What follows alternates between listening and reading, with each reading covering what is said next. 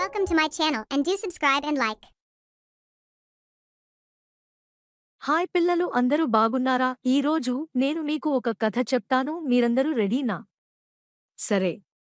కథ పేరు సెఫీ. తను చేసిన మంచి పని. అనగనగా ఒక ఊరిలో చిన్న పిల్లాడైన సెఫీ నివసిస్తున్నాడు. సెఫీ చాలా మంచి మనసున్న పిల్లాడు. ఒకరోజు అతను తన బస్తాలో పుస్తకాలు తీసుకుంటూ పొలాన్ని ఎదురుగా చూశాడు. అప్పుడు ఒక పిచ్చి పంది ఒక చిన్న పంట గోదెలలోకి ప్రవేశించి బంగారు పంటను ధ్వంసం చేస్తోంది.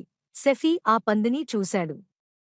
కాని అతను దాన్ని ఎక్కడికైనా వెళ్ళిపోకు, ముట్టడించుకు అనుకుని మంచి పని చేయాలని అనుకున్నాడు.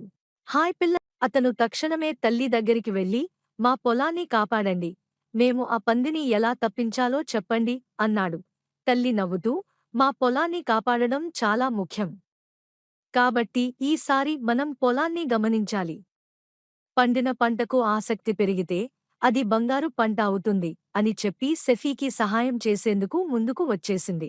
సెఫీ తన అత్త పద్ధతులు, జాగ్రత్తలతో పొలం గురించి బాగా నేర్చుకున్నాడు.